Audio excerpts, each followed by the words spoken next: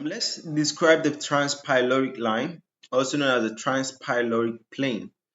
We'll talk about it under the following headings. We'll talk about the definition. We'll also use some pictures to back up so that you guys know what the transpyloric line is. We'll talk about the significance, okay, why we actually study this line on the human body. Then we'll talk about its importance, right? So moving here to this image, you see there are so many lines. All these lines are invisible. Human beings don't walk around with these lines. All these lines are invisible, right?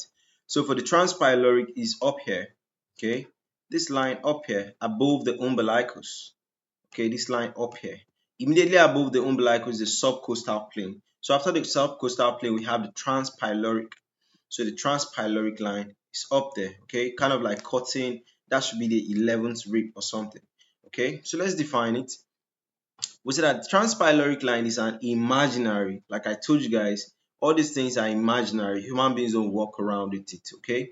So it is an imaginary line that passes through the pylorus, which is the region of the stomach that connects to the small intestine, right? So this line is used as a reference point in anatomy and surgery.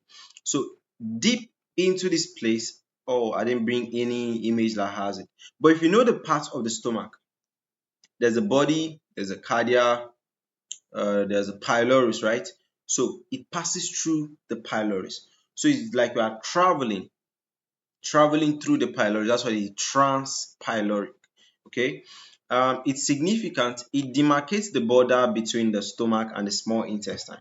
So the pyloric is at that point where the stomach is joining to the small intestine. So the line is now passing at the center, right? Trying to show you that, okay, this is a boundary between the small intestine and the stomach, okay?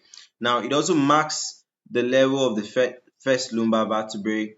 It serves as a reference point for gastric surgery, for abdominal organ localization, for imaging studies or a CT scan, all right? Where you specialize on all the stuff. All these lines that we're learning anatomy now is like a joke.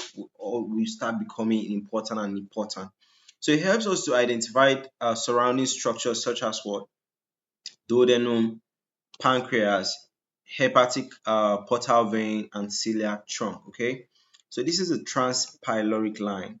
So deep down here, we are trying to say that what it is where the stomach is joining to the small intestine. So let's say this is stomach up here, small intestine down here. Okay, so the junction, the transpyloric line is passing in between. Okay, and help us to know that what these kind of structures are down below, these kind of structures are around this place and all the stuff. Okay, so that's the transpyloric line, the definition and the significance.